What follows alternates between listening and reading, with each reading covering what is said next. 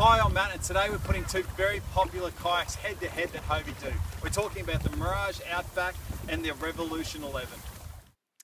When you have a look at the stats of both of these kayaks, and they're both very popular kayaks from Hobie, well, the Outback is bigger in every way. It's about 9 kilos heavier, it's a little bit longer, it's got a slightly larger beam, and it's about $200 more. Is that enough to put you off buying it? Well, let's put them head to head and find out. So how do these two kayaks compare when we're talking about space inside the kayak?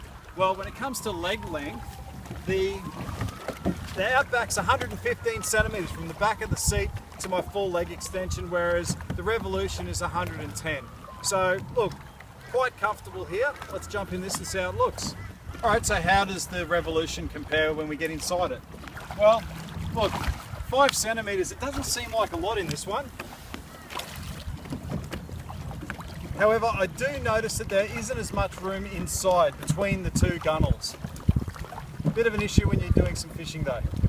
When you compare the bow storage of these two kayaks, as you can see, they're both very similar. Where the Outback does have the Revolution beaten, however, is in its capacity. The Outback's capacity is 181 kilograms, as opposed to the Revolution, which is 136. When you're looking at these two kayaks on the water, well, they're both very good. The Revolution does seem to be a little bit more efficient through the water, however, although in saying that, the Outback is certainly no slouch. When you put them into a turn, as you can see in the footage, the Revolution does have it beaten in that case, and this wasn't even really a fair test because my Outback has the upgraded rudder, which should help it into a turn. Alright, so in summing up, even though both of these kayaks share a lot of the same stats, they're totally different animals. The Revolution just cuts through the water. If you're the sort of angler who likes to go offshore or you travel a long distance when you're on the water, this is probably your kayak.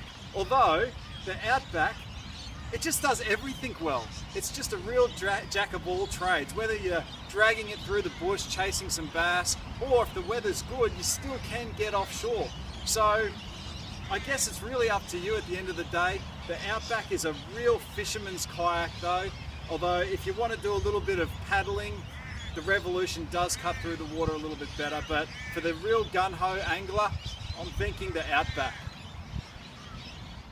Thanks for watching, and it'd be great to hear which of these two kayaks you think is best and why. And until next time, have a good one. Alright, so the Revolution, 5 centimeters less leg room.